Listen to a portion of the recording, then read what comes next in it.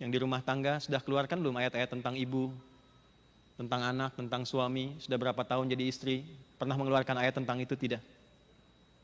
Pernah nggak bertanya kenapa istri Nabi lebih daripada 4? Istri Nabi berapa? Yang tercatat ya? Dan itu yang ada dalam sejarah. Pernah nggak bertanya kenapa 11?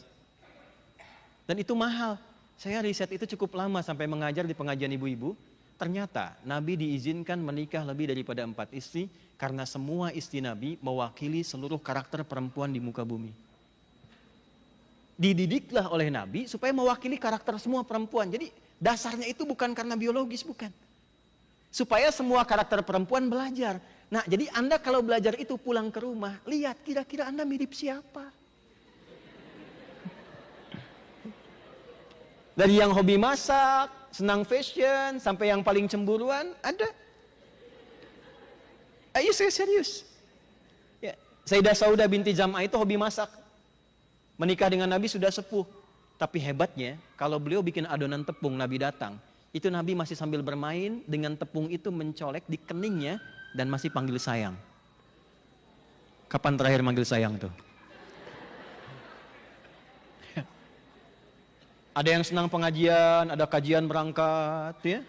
Ada yang senang pakai fashion, tampilan beda-beda, kadang pakai seragam. Ada. Nanya suami, papa bagus yang mana ya? Mau ke kajian ustadz nih, ya kan? Yang putih atau yang biru? Suami bilang kayaknya biru deh mah. Ah kayaknya putih deh. Dia nanya tapi udah punya jawaban, ya kan? Begitu berangkat hitam.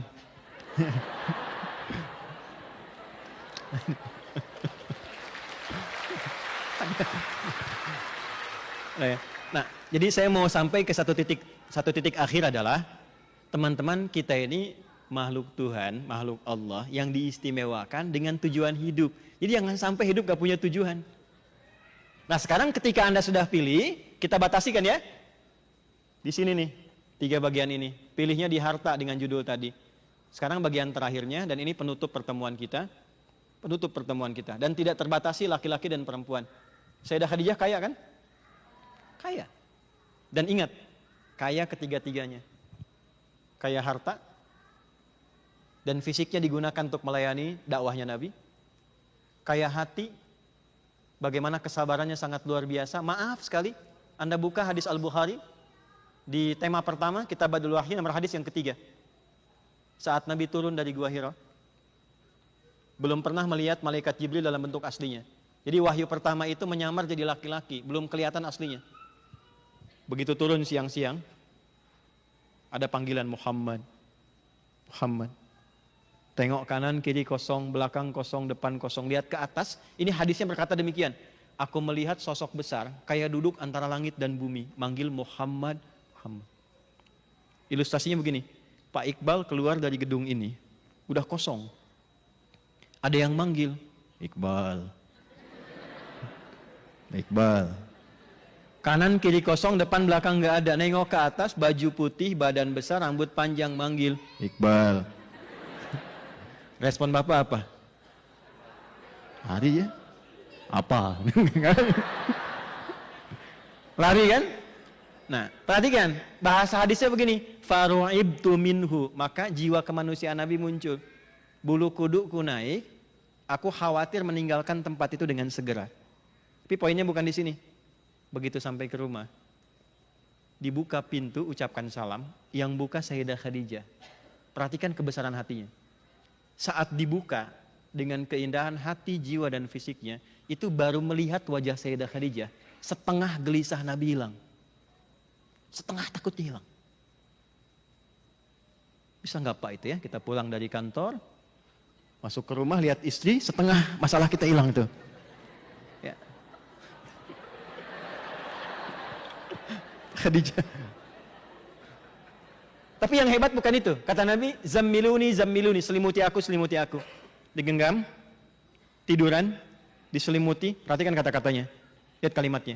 Ini saya terjemahkan supaya mudah dipahami. Sayang, engkau itu orang baik. Tidak pernah punya musuh.